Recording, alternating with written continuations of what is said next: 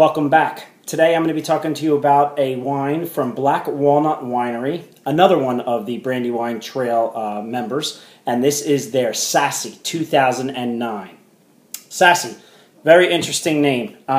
Definitely was nervous to try it out at first, but as it turns out, this is a great tasting, blended, more on the white side wine, a blush-styled wine from the crew at Black Walnut Winery.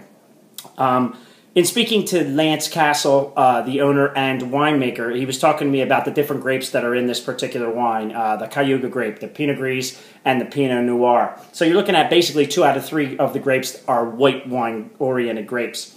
And this has a little bit of sugar, 1% residual sugar in there. I kind of wanted to know why he added the sugar in there. Didn't the Cayuga and the Pinot Gris give you enough bombastic fruit and sugar undertones to allow this to be sweet enough? And I guess what he was explaining to me is that the Cayuga is giving you a lot of high acid levels. So the residual sugar is bringing down the acid level and rounding out and making this a more smooth and velvety wine. He's spot on with his explanation, because I can imagine this not being on the sweeter side and how it would taste. Not so great. However, this is a fantastic offering from Black Walnut. As you can see, a really, really cool color to it. Like a burnt sienna, deep dark orange. The color of this reminds me of, and I know the guys there are going to kill me when I say it, but it reminds me of an iced tea looking type, I don't know, product. The coloring looks like iced tea to me. The initial smell actually also smells a little bit like iced tea. Do you know when you make your first batch of instant iced tea and you actually put too much of the powdery concoction in there and you mix it up and you get that deep, dark, rich smell to it and you're like, whoa, that's too much. Well, for this wine, it's definitely not too much, but it is a very similar deep, dark, and rich smell to it. The first taste, though, is beautiful. It's very lush and very round. In the mid-palate, it's soft, and it's got a great texture and body to it.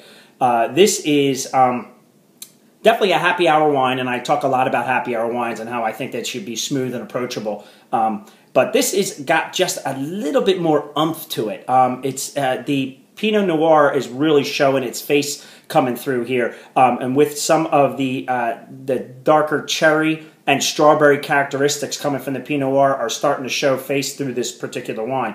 But I love the body and structure from beginning to end. It is a fantastic tasting wine.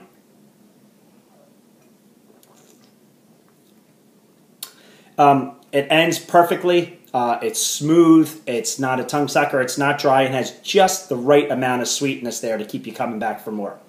This wine, again, Sassy 2009, sells for $15, and you can get it on their website at blackwalnutwinery.com, and you can also get it at their 2 tasting rooms, the winery in Salisburyville and their super ultra cool winery on Bridge Street at the corner of Bridge and Gay Street in Phoenixville. What a fantastic location to go visit. Phoenixville is up and coming. Totally a happening place. They have their wines, Black Walnut that is, in a couple of the local restaurants, but their Phoenixville location is killer. I love going there. I'm there quite often. Again, $15 for this Sassy. To me, 90 points. Love this blush-style wine, and I think you will too.